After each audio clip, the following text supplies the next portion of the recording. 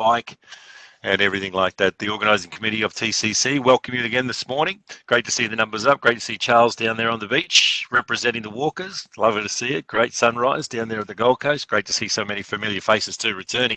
We've got a great guest to get us underway and to roll us out in good shape for the first 5 minutes. I'm going to hand over to Sandy Woolley, who's our ride director, and Sandy's going to give us the state of play before we meet our very special guest, Sunday. Thank you, Duncan, and again, welcome everyone. Another fantastic week and speaking event, and we're looking forward to hearing from Stephen. A big shout out and thank you to everyone who responded to our survey. We're very much about wanting to improve. We have ideas around how we can improve, but we wanted to ask you guys and gals what it is that you'd like to see us working on. So we've got that feedback. One of the things that we have, and we'll come back to you more with more of the insights that you shared with us next week, and we'll give you an update on that. One of the things that we did get feedback on is change the course. So here we are, we're going to try and change the course, keep it interesting. Inside the game, we do have the keep everyone together function working, hopefully, if Zwift allows it to happen. So that means you can pedal as hard or soft as you like. Where there are sprint sections, go for it. There's a few of you in the group who like to compete with each other, and we'll be just doing it in-game. Duncan won't be calling it any longer. Lastly, all I wanted to say is, again, thank you very much for our growing audience of non-cyclists.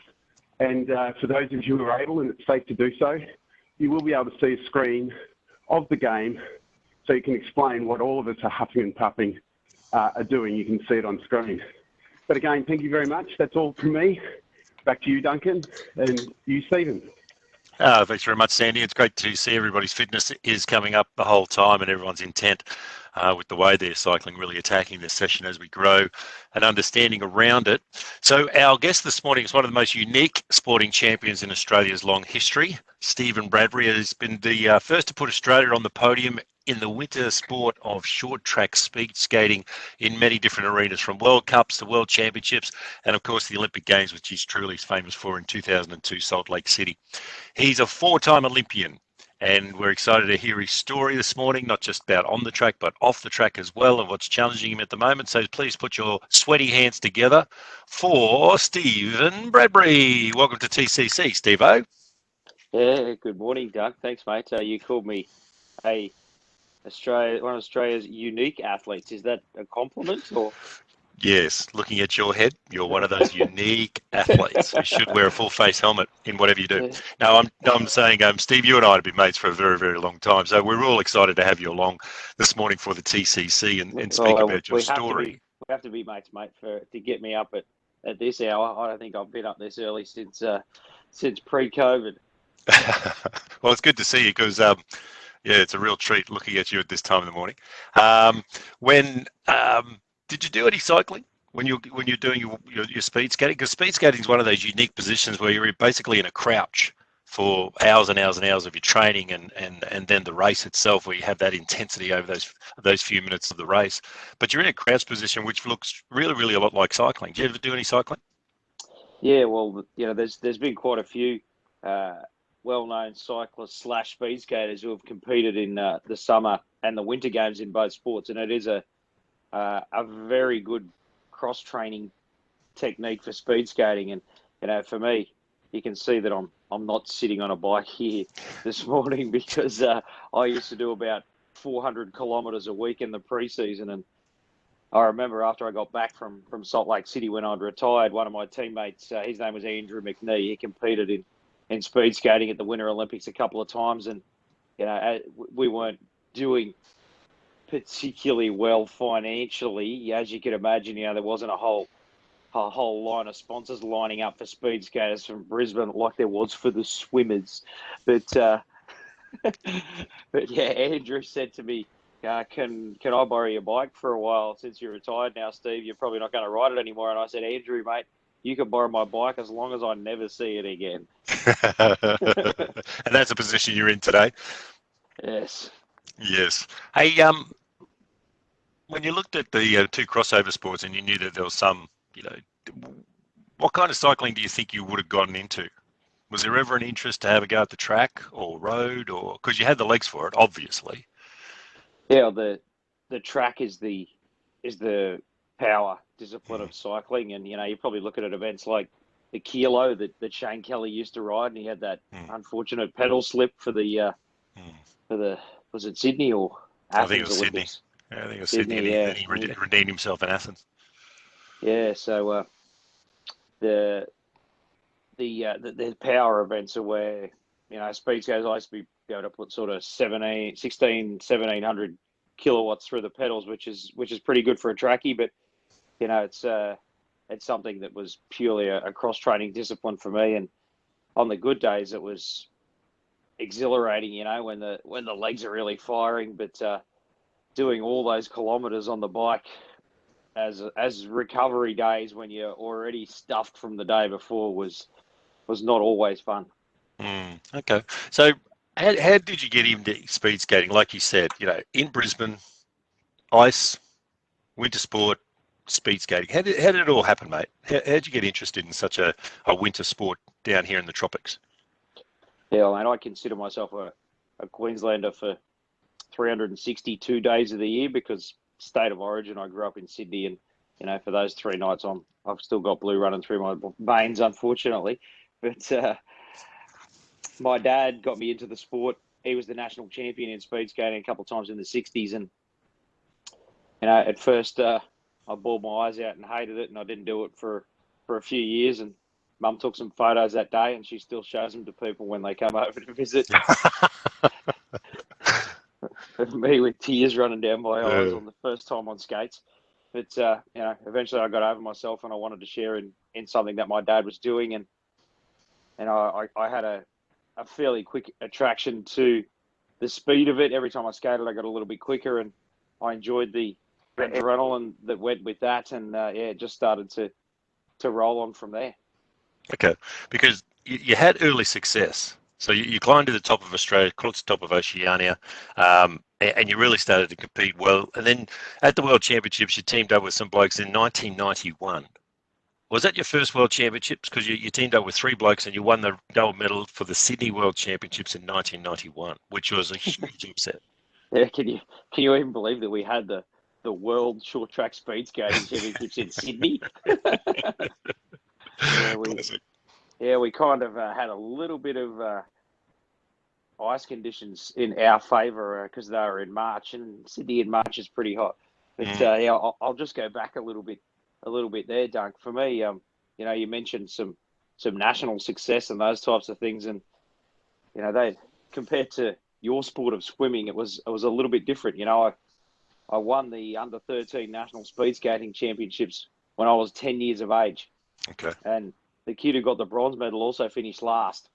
Okay. Okay. Yeah. Popular sport. So it's a small field, but you're showing your talent early. Yeah. And the Sydney World Championships, where we actually got the gold medal in the relay highly unexpectedly, was in 91. But my first World Championships that I went to, I didn't compete, was in 1990 in Amsterdam. And I was a controversial selection onto the Australian team at that point. My dad was one of the selectors, and I was 15, and there was a couple of blokes that were better than me, but the selection panel picked me on potential rather than being the fastest at that particular time. And those couple of blokes were really pissed off. But for me, I remember in Amsterdam, I was sitting in the grandstand and I watched the men's 1,000 metre final. And there's a Japanese guy who was probably the least considered, the least favourite out of the 4 to win. And he just got these amazing legs under him on that day. And he was very good at momentum and continuing his crossovers around the corner. And he went from the back and he started an outside move. And he just got this amazing rhythm going. Maybe some of you guys have got that on your wind trainer right now. And he kept crossing on the outside. And that momentum you can get, if you can maintain it and not put a step wrong, can really put you in a great position. It's not easy to do, but he just got his timing exactly right. And he did it on the outside of the other 3 guys for 2 laps. And then he just kept it going. for the last two after he passed them, and he broke the world record by 0.8 of a second and won the race. And I was just sitting there in the grandstand, and I said to myself, I'm going to do that. Yeah.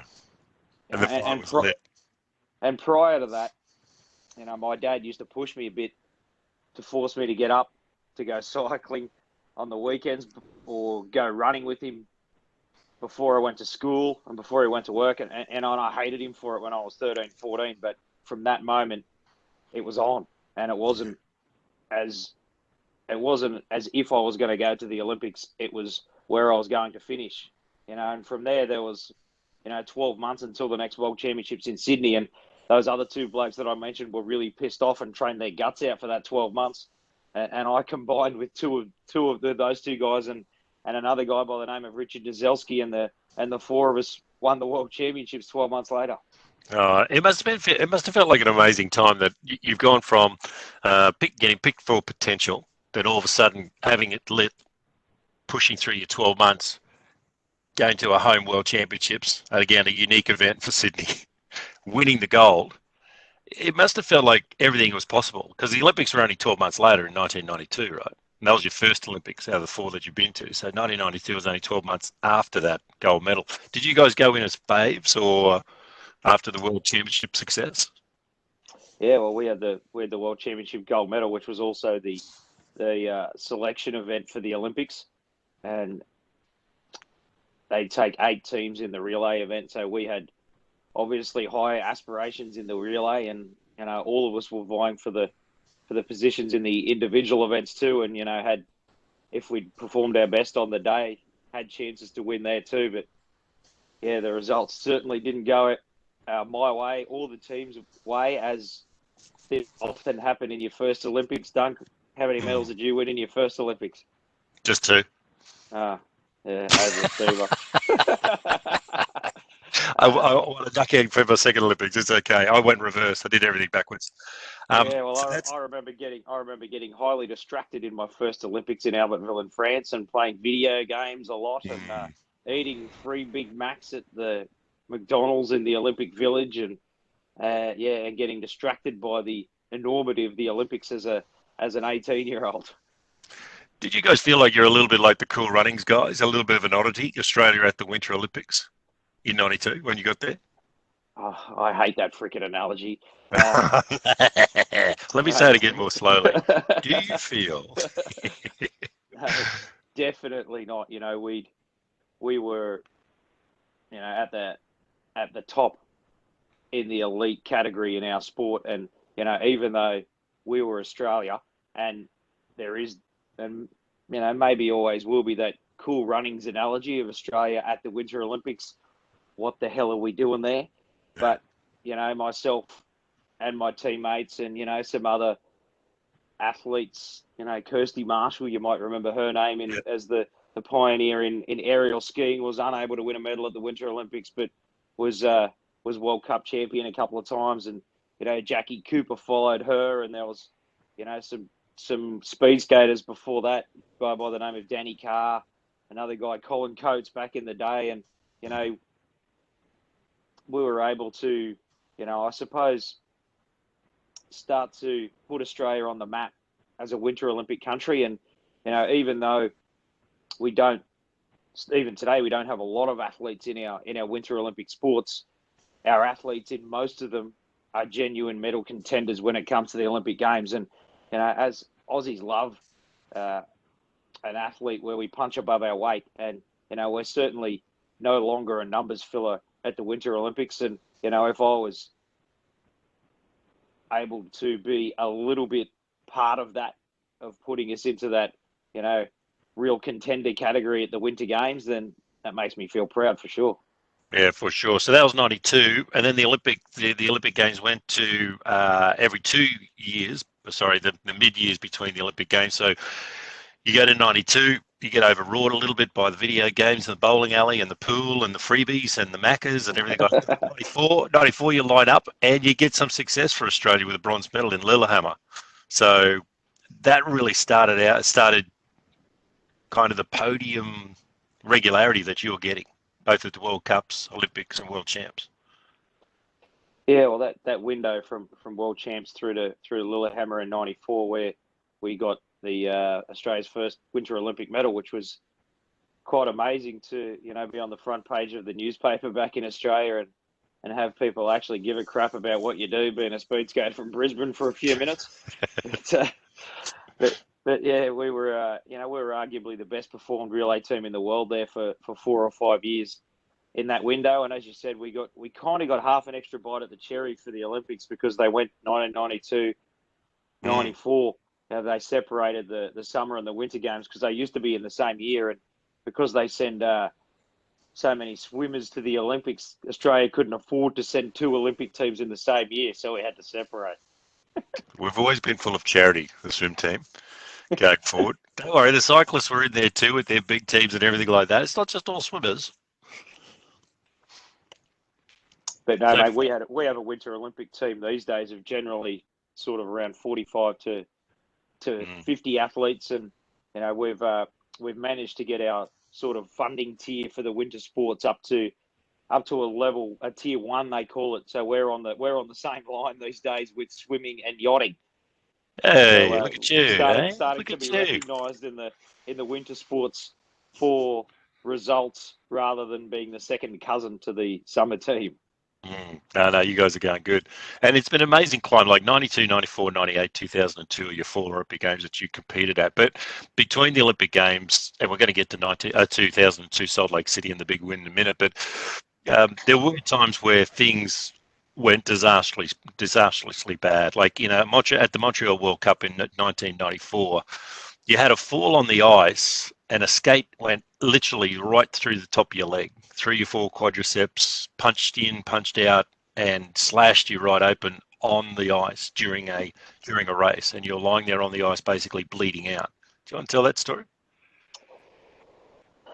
Yeah, it's amazing how much power you can find inside yourself when you're put in a life and death situation like that. And for me, I remember my eyes closing, and as you mentioned there, Dunk, you got the description pretty good. I was impaled on the back of another guy's skate, and his blade went clean through my right leg and ripped back out, sort of inside of 1 second. And I didn't feel any pain straight away until I saw it. And, it was like somebody had turned the tap on full bore, and the blood was just spewing out of my leg. And the hole was so big that I needed 2 hands to push it back together. And after they got the medics there, and I remember lying there on the ice, and I could feel my eyes closing, and I thought, if you lose consciousness, you're going to die. And I sort of made a pact with myself there and then that a lot of unfinished business, and there was no way that I was going to lose consciousness. And that sort of power that I was able to draw on it in that life and death situation is something that I tried to use as a positive, because you can find a positive in anything. The people are having some difficult times through this COVID, me certainly being one of those, but there's positives there if you look for them.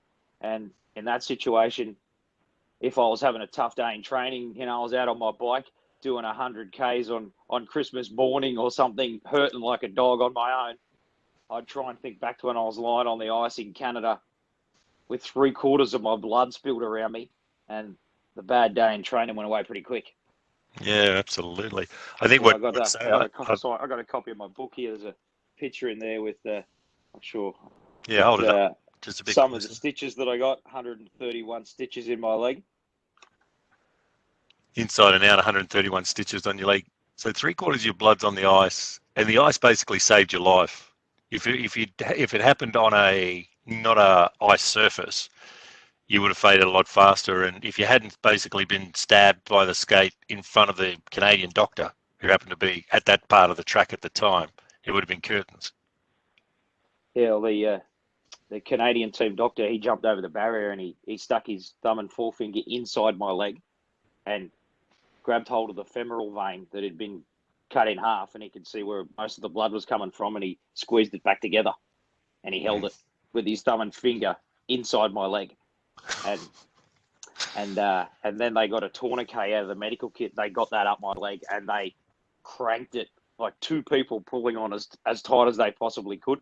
And from there, they didn't stop the blood loss, but they controlled it to a point where they thought they could at least get me to hospital. And, you know, it was touch and go there for probably 18 to 24 hours. And, yeah, you know, we didn't quite have the technology that we do now. And the Canadian team coach, who was, you know, still a good friend of mine, he took it upon himself to not phone my mum and dad until I'd come out of the woods and they knew that I wasn't going to die. Unbelievable. Did you ever think you'd get back and skating again? Because like you hear stories of overcoming like this one, where you get a skate through your leg and 130 odd stitches and a near-death moment. And you know, as an athlete, you're going to ask the question as soon as you wake up from the surgery or whatever, going, how bad is it, and when can I get back? Yeah, it was never a question of if; it was only a question of when.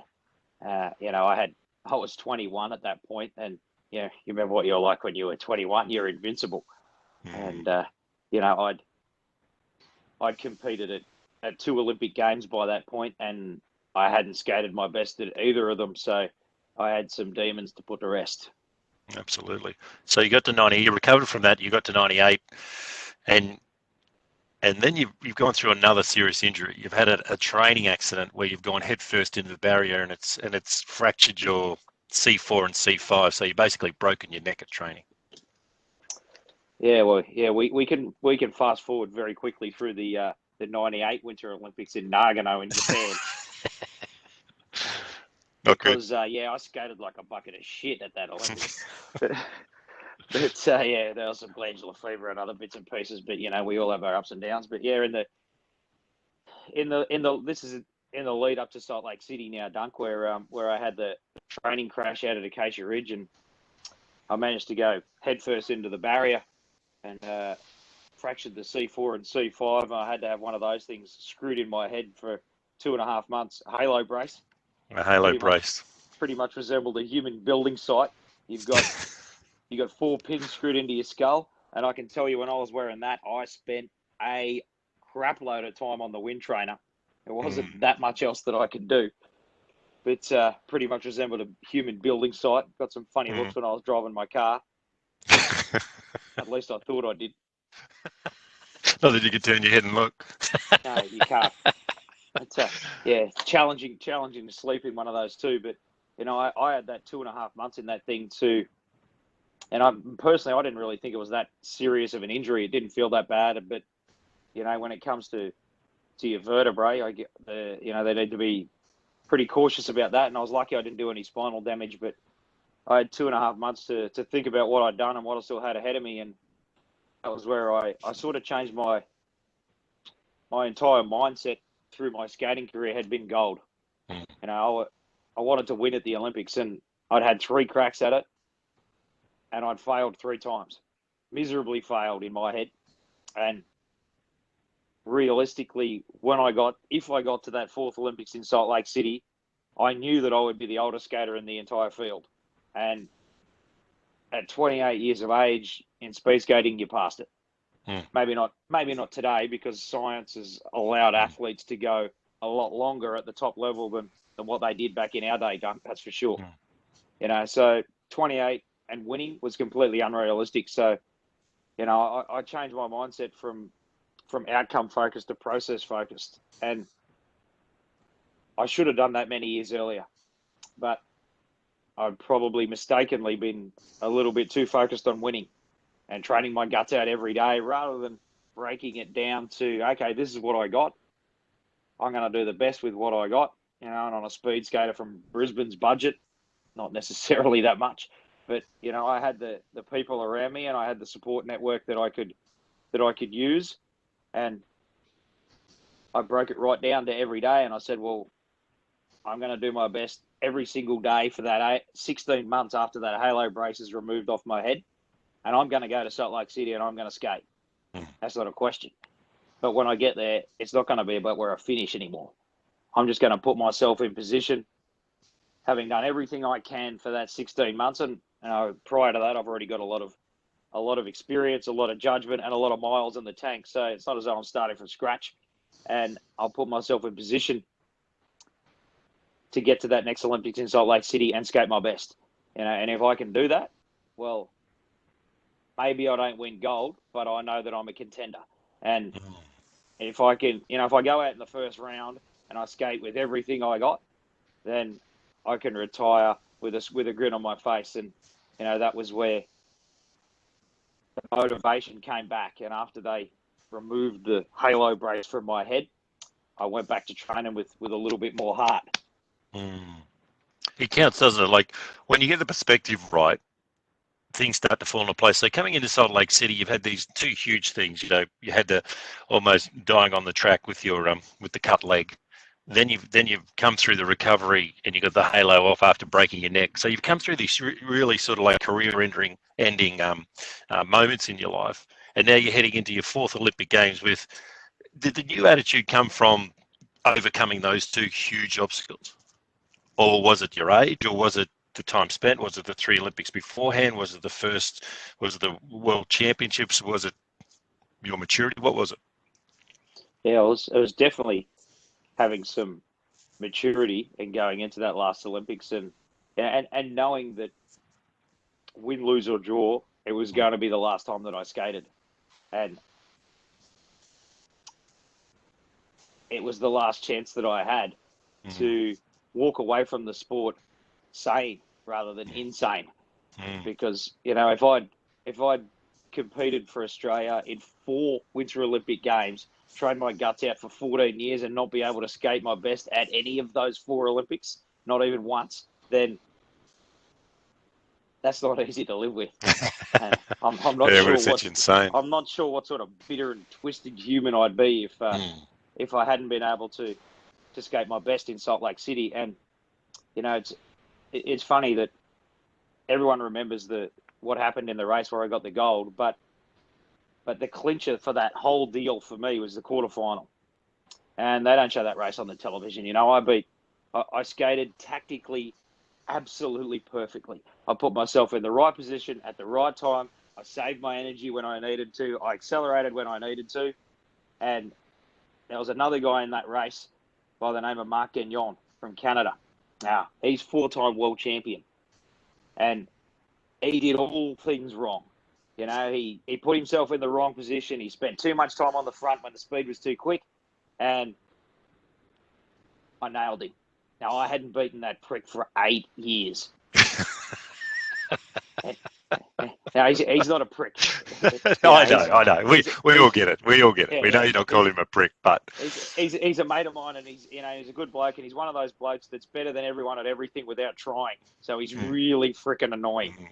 But so that victory in the quarterfinal really set you up, didn't it? Like having such a big scalp that you hadn't been able to beat for such a long time, all of a sudden your mind just went open. Right, we're on. We're here. We're going. This is it. I remember sitting in the change room after that quarterfinal, and I just had this feeling of ultimate personal satisfaction wash its way through my body. And, from there, everything had been achieved. That was entirely what I was there to do at that Olympics. All the demons were put to rest. And probably in some ways, I was able to start using some experience and judgment from that point. And, so we've got, in short track speed skating, you've got about 25 minutes rest between each round. So you've got the heats, which I skated well, and I won that. I got myself through to the quarterfinals, and I beat Marc Gagnon in the quarterfinals. I'm into the semis. You got 25 minutes rest between the quarter and the semi, and with some of that experience and judgment on board, I had a look at the names that I was about to race against in the semi-finals in the change room, and this is after I've had that moment of satisfaction, and I looked at the other names and I thought, I don't think I could beat any of them. Maybe one of them, and one guy had been advanced, so I had 5 skaters in the semi-final, which meaning I have to finish first or second to get into the final. And I had a chat with my coach, little Chinese lady. Her name's Anne Zhang. She agreed with me. So what do you do with that? What's your headspace out of that? That you feel like you can't beat any of them. They're in red hot form. So what's next? Yeah, so we decided that, and this is a tactic that I'd never even considered using before in my skating career, and we both just looked at each other and said, well, best chance to get into the final here is to stay out of the way in the semi, hope for a mistake, and be there to pick up the pieces, maybe sneak into a second position if there's a bump or a collision. Put yourself into the final. And it came down to the last lap in the semi-final, and I had this flash go through my brain. I thought, this is the biggest mistake of your life. I've still got a little bit of petrol left, and I'm still feeling all right, but I didn't move, and I didn't have enough petrol to go around the outside of 4 of them. That takes something pretty special, and I was boxed in. I had nowhere to go. And on the final corner, 3 of them all got tangled up trying to get into those first and second positions, and they all went down. Oh, so I good. crossed the line. I crossed the line second, and the guy who won it, he got disqualified for causing the pile up. So you're into the final. You got 25 minutes until the gold medal final. I guess your tactics have worked. You've stayed out of trouble. They've got themselves into trouble, so you've mopped up. If someone's got DQ'd, you've gone through to the final. Then what? Yeah, so I didn't need the guy to hand me the draw to see who I was skating against in the final. You know who's in the final, and it was basically a replay. Having 28-year-old legs and having to skate heats, quarters, semis, final within an hour and a half. Bring me back the next day, it's a different story. I'm competing with those guys with a chance to beat them, like I beat Mark Gagnon an hour earlier. But in speed skating, that luxury of a night off and come back and do the next round. So when you're the oldest guy in the field, you don't quite have that lactic acid tolerance to back up 4 times in an hour and a half. And for me, I knew it. And even skating as well as I did in the semi-final was extremely satisfying and surprising, but unexpected to be so good in the 3rd race of the night. But the 4th one, that's at 28, that's a big ask. And having some of that experience and judgment on board, and knowing that the other 4 skaters in that final, none of them were interested in the silver. And for me, probably different to yourself, Duncan. I've heard you describe how you were going to get the albatross and the American bloke, and you sat on the wash and all that. It's an amazing story, but for me, I'd already achieved everything that I wanted to achieve. So I had that sort of open-mindedness to the whole thing, and I had my coach there to back me up as well. And we decided that getting on the ice in the final and staying out of the way, again, was the only option, as it was in the semi. And the most likely scenario out of it was that 2 guys would get tangled. One would get disqualified, one would go down, or they'd both go down, and I'd get a bronze medal. And I had blokes from other countries that I'd skated against for a decade or more coming into the change room to tell me to not get mixed up with them and stay out of the way. Everybody knew that was the right tactic to go in with, and it was obvious to me as well. And I never imagined that it would be a gold medal. And it came down to the last lap in the final, and I dropped off the pack about 10 meters, which for me was very disappointing because the legs had given out. It's the worst race I skated the entire Olympics. Lactic acid had kicked in, and I'm heading into the final turn, and the Chinese guy went down first, and I thought, well, that's 4th. That's not really any better than 5th. And next thing I knew, I've seen the rest of them go down out of the corner of my eye, and I didn't have to skate, and I knew it. All I had to do was glide from there, and I was crossing the line first, and I didn't know if I should celebrate or hide.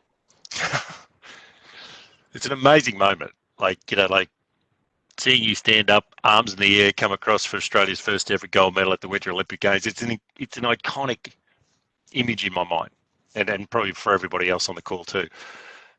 But you said hide. Were you embarrassed with the way you won, or were you embarrassed to win, or were you embarrassed for them that they fell over, or what was it? Because there's ecstasy and agony in that. That wasn't the style that you wanted to win, the way you wanted to win, because we all have it in our head, the fairy tale. Yeah, well, it definitely wasn't the way that I dreamed many times in my life that I was going to win at the Olympic Games, and I definitely wasn't embarrassed, but I didn't know how I was supposed to react. And it certainly wasn't a moment where I was going to grab the Aussie flag off someone in the grandstand and do a victory lap, and nobody knew how to react. In the crash, the Apollo Ono, the American, and Matthew Turcott, the Canadian, they sort of both got tangled up, and there was a little bit of blood on the ice because they both had small nicks on their, one on his backside, and Apollo, the American, on his I think he got 4 or 5 stitches in his quad. And so there was a bit of urgency going on around that with some medics and all that sort of thing. And, there was 16,500 people there in the grandstands of the Utah Jazz Stadium, the NBA team stadium there in Salt Lake City. And probably 14,000 of them were Americans, and they were all booing because Apollo Ono, the American, went down in the crash and didn't win. So, it's kind of funny when the whole crowd's booing at you after you've just crossed the line first, and they weren't booing at me, but and then after that, it's sort of, everything went quiet for probably 3 or 4 minutes, and there's 5 judges in short track speed skating, and they were all huddled on the center of the ice, and I don't think any of them really knew what they were going to decide at that point. Where all 4 contenders go down on the final corner was something that, may have happened in the sport once before. It happened in the 500-meter World Championships in 1984. That was the only other time that I've heard or seen of something like that happening. And they didn't know exactly what they were going to decide, and everybody was waiting. And all the other skaters had gotten off the ice, and I was the only guy out there aside from the judges. And I thought, well, if they announce me the winner here and there's no reskate, because a lot of people were thinking they might skate the race again, I'm not doing a victory lap, so I'm going to get off too. And I got off the ice, and then on the Jumbotron, the official announcement came through, and it had my name next to it with the gold. And I was just standing there on the other side of the pads, and I just looked up. I wasn't looking up to the big man upstairs or at the ceiling. I just looked up, and it felt like there was 2 or 3 seconds there that were mine. And the weight that lifted off my shoulders during those couple of seconds was life-changing. And, my life has changed in every way from that point in time. From overnight, I went from training at Acacia Ridge in Ice World to being Australia's most recognisable person in the space of 24 hours. What a turnaround. What a sliding door moment. Now, we're going to open up for questions, guys. So we're going to open up your microphones very, very shortly. We've just heard one of the greatest Australian sporting stories in our history, and told by the man who did it. And I could hear your emotions and stuff like that. But you've been such a major part of the team for so many years, Steve-O. Like, I remember poor Jackie Gallagher basically had busted a knee in one of her warm-up jumps. So she was flying home, and she was actually in the air the day you won. And so, all the press are there to meet her at the airport when she's getting back, and they run up the chute to meet her, and they said, "Oh, what do you think about Stephen Bradbury's gold medal?" And she had no idea, And she goes, "Which Steve Bradbury? Our Steve Bradbury?" And they've gone, "Yeah, our Steve Bradbury." He goes, "What did he do?" And she then turned around, grabbed a phone, rang Salt Lake City and the connections over there, and really dived into the magic moment that you'd provided. So has anyone got any questions for Steve while we're pedaling along? There's a question in the chat room, Duncan. Oh, yeah. So Megan says, "Thank goodness I'm not cycling today. I would have stopped pedaling in shock when she was listening to your bloody story on the ice." What a story. So thankful for that level of support was with you that day. What's the best reaction you've had from someone learning that you're the real Steve Bradbury? Well, yeah, some of you guys may have heard the saying that's now in the Australian, now in the Macquarie Dictionary, doing a Bradbury.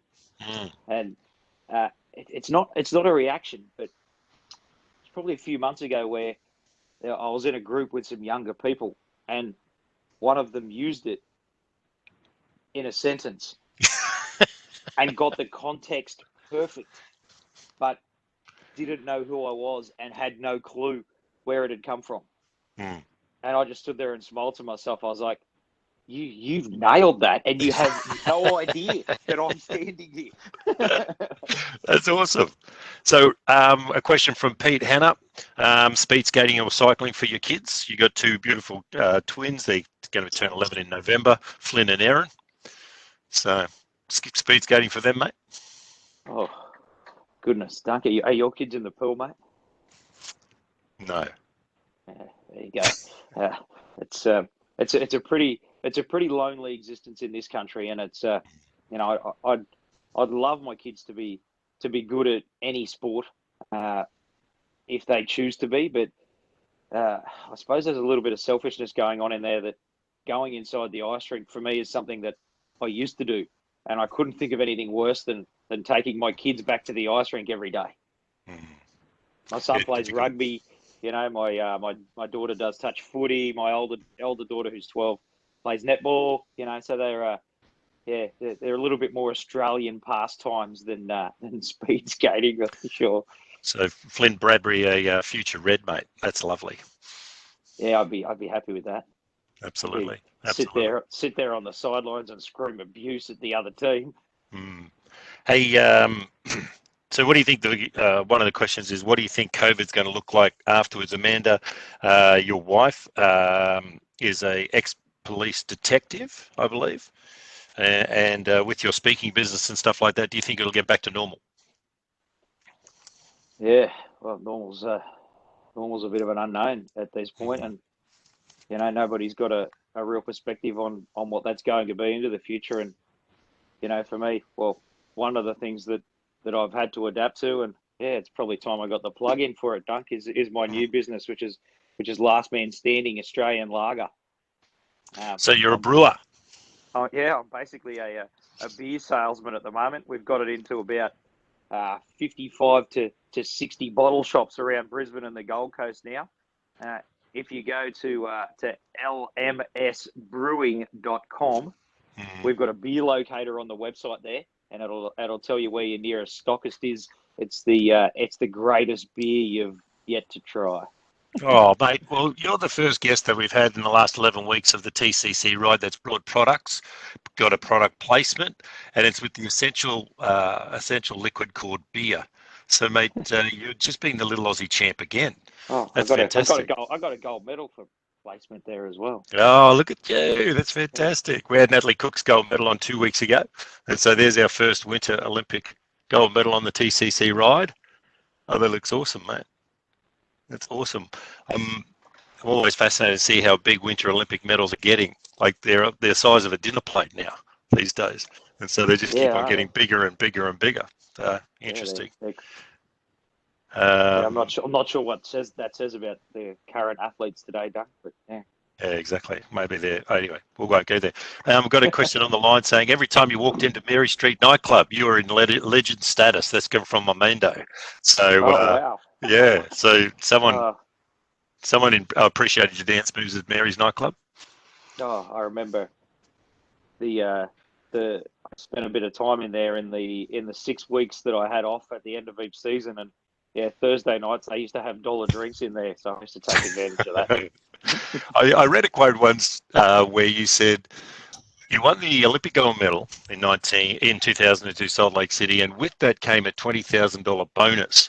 And you sort of said to the cameraman or said to the interviewer, "Oh, that's great because I need to fix my car. That'll get me a new car," because you had like an absolute bomb to get yourself to training and back, and it kept on breaking down on you.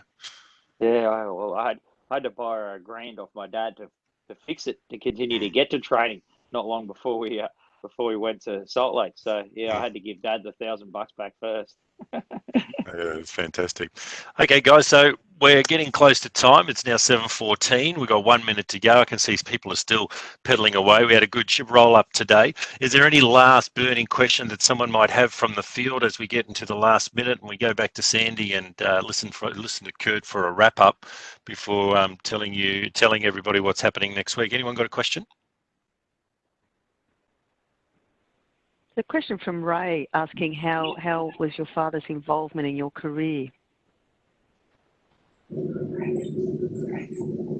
Yeah, my dad was certainly the biggest influence in my life across the board and in my skating career, most certainly. And when I was a kid, he could see that I had the potential to be in speed skating, and as I mentioned before, he forced me to go running and cycling with him. And when I was 13, 14, I hated him for it.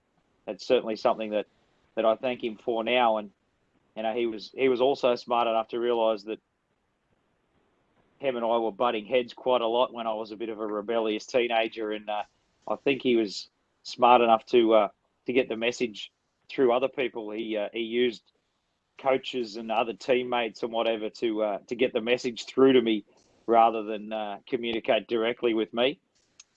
And he was pretty clever on that front. And my dad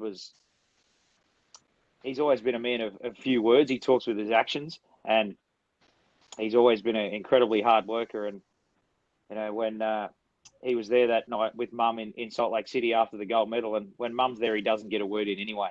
But he didn't need to at that moment, because the look on his face when I first saw him after the gold was one of the proudest moments of my life. And that sort of tough guy exterior that he's always had was melted. And to see him that emotional about it was words were unnecessary.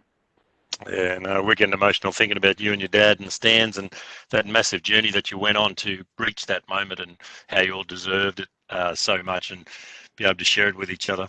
So, guys, that's going to pretty much wrap us up. I'd like to make a call out also to Anna Lockwood, our global head of Telstra Broadcasting, who's dialed in from the UK. We've got a few overseas dial-ins, so I'm really, really glad that you guys have dialed in, especially Anna, to hear such a great Australian story of Steve Bradbury's, and to be able to cycle along in our Zwift ride this morning for TCC. I'll throw it over to Sandy now just to wrap it up a few things before Kurt maybe does a little bit of house cleaning as well, and then we'll say goodbye with a bit of a heads up about next week. So, Steve, thanks very much, mate. A really, really great pleasure again. I know your speaking is going to get back on board. If anybody's on the ride and they need a great emotional, motivational, inspirational speaker, Steve Bradbury's your man. It's got such a unique story, and the way he delivers it is unbelievable. Will impact your team and will affect your team. Good luck with the brewing, last man standing lager.